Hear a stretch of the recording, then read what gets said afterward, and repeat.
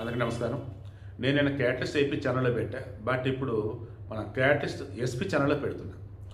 ఆంధ్రప్రదేశ్ ప్రపంచానికి పెట్టుబడి యొక్క స్వర్గధామంగా కనపడుతోంది.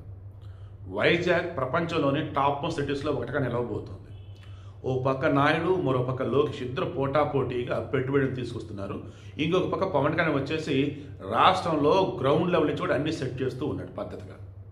సో 2024 ఎన్నికలకు ముందు కూడా ప్రభుత్వాన్ని గెలిపించండి నేను కోరిన దానికి సంబంధించి ఈరోజు రిజల్ట్ కనిపిస్తూ ఉంది. కన్ఫెడరేషన్ ఆఫ్ ఇండియన్ ఇండస్ట్రీ అంటే CII 30వ సదస్సు ఇన్వెస్ట్మెంట్ సమ్మిట్ వైజాగ్లో ఆల్రెడీ ఇప్పటికి స్టార్ట్ అయి ఉండేది. ఉపరాష్ట్రపతి CP రాధాకృష్ణన్ చేతుల మీద జ్యోతి ప్రజ్వలన. మరి కాసేపట్లో డ్రోన్ సిటీ, స్పేస్ సిటీ ఏపీలో ఏర్పాటు కాబోతూ ఉన్నాయి. అవి వర్చువల్గా మన నాయుడు గారు ప్రారంభించబోతూ ఉన్నారు. ఓకే, ఇక్కడ మెయిన్గా నేను చెప్పదలుచుకున్నది, ఈరోజు కదా సదస్సు, మొత్తం 25 సెషన్స్ జరగబోతూ ఉన్నాయి.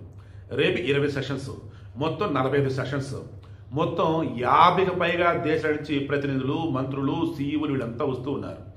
అందులో అప్రాక్సిమేట్లీ 10 లక్షల కోట్లు పెట్టుబడులకు సంబంధించి MOUలు కుదరబోతూ ఉన్నాయి. నిన్న ఒక్కరోజే 3,65,000 కోట్ల పెట్టుబడులకు సంబంధించి కొన్ని ప్రారంభోత్సవాలు, కొన్ని MOUలు జరిగాయి. MOU అంటే మెమరాండం ఆఫ్ అండర్స్టాండింగ్ అన్నట్టు. మీకేంటి, మాకేంటి, మేము ఏమి ఇలా ఆల్రెడీ డేటా సెంటర్ సంబంధించి అన్నప్పుడు ఏపీ ఇప్పుడు స్వర్గధామలా కనిపిస్తోంది. ఎందుకంటే లోకేష్ పెట్టిన ఎఫర్ట్స్ అవి.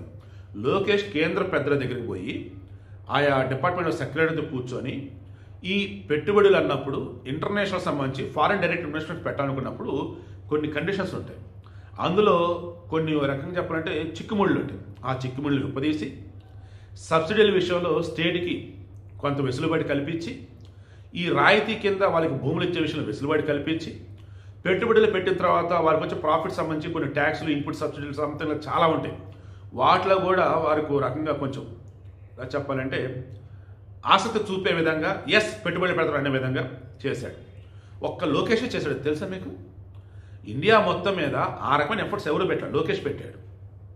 ఓవరాల్ చూసుకుంటూ ఉన్నప్పుడు ఓ పక్క లోకేష్, ఓ పక్క చంద్రబాబు గారు, ఇద్దరు తండ్రి కొడుకులు పోటాపోటీగా నువ్వా నేనా అన్నట్టుగా కంపెనీ ప్రజలతో మాట్లాడి ఈరోజు రాష్ట్రం పెట్టుబడులు తీసుకొస్తూ ఉన్నారు.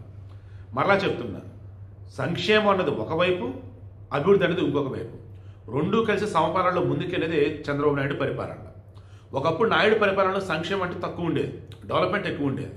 బట్ జనాలకు సంక్షేమం లేకపోతే ఓట్లు లేకపోతే అర్థమైపోయి ఇక సంక్షేమ రూపేణ వాళ్ళు కూడా గట్టిగానే పోతూనే ఉన్నాయి. ఈ మధ్యలో నేను మరలా చెప్పిన, ఉద్యోగుల విషయంలో మాత్రం అన్యాయం చేయొద్దు, వారికి మాత్రం ఇవ్వాల్సిన బకాయిలు ఏవైతే ముందు చెల్లించినని చెప్తాను. ఇప్పుడు అదే చెప్తాను. ఇక అంతిమంగా ఆల్రెడీ వైజాగ్ సంబంధించి Bhogapuram airport, international airport, Vijayawada Gannavaram airport ఏదో ఎక్స్టెన్షన్ చేయాలి అండ్ ఇంటర్నేషనల్ ఫ్లైట్స్ రావాలి. ఆల్రెడీ ఈరోజు సింగపూర్ సంబంధించి ఫ్లైట్ ఒకటి మాట్లాడుతున్నారు అన్నారు. ఇక నుంచి సింగపూర్ నుంచి డైరెక్ట్గా ఫ్లైట్ అనేది వస్తుంది గన్నవరానికి. త్వరలో ఎక్స్టెన్షన్ చేసి మిగతా ఫ్లైట్స్ కూడా గన్నవరానికి రప్పించగలిగితే మధ్య ఆంధ్ర అన్నది అన్యాయం కాకుండా ఉంటుంది. ఉమ్మడి ఆంధ్రప్రదేశ్లో కానీ, విభజిత ఆంధ్రప్రదేశ్లో కానీ మొత్తం చూసుకుంటున్నప్పుడు కృష్ణా, గుంటూరు జిల్లాకు నిజంగా అన్యాయం జరుగుతుంది. సరైన కంపెనీలు కానీ, పెట్టుబడులు కానీ, ఇండస్ట్రీ కొత్త అక్కడ ఏముండవు. అయితే ఉత్తరాంధ్ర లేదంటే రాయలసీమ. ఏంది ఇది? సో ఇక మీద అలా లేకుండా ఇక్కడ కూడా బ్రహ్మాండంగా రాబోతూ ఉన్నాయి. అండ్ మరలా చెప్తున్నా, ఏపీకి సంబంధించి రానున్న రోజుల్లో వైసీపీని ఒక రాజకీయ పార్టీ కనుమరుగైతే ఇక ఏపీ అభివృద్ధిని ఎవడు ఆపలేడు. ప్రపంచంలో పెట్టుబడులు అంటే ఏపీనే ఫస్ట్. ఇండియాలో మాత్రం 2047 మనకి స్వతంత్రం వచ్చి 100 సంవత్సరాలు అయ్యే నాటికి ఆంధ్రప్రదేశ్ ఫస్ట్ ప్లేస్లో ఉంటుంది. డెవలప్మెంట్లో కావచ్చు, ఓవరాల్ గ్రోత్లో కావచ్చు, అన్నింటిలో కూడా.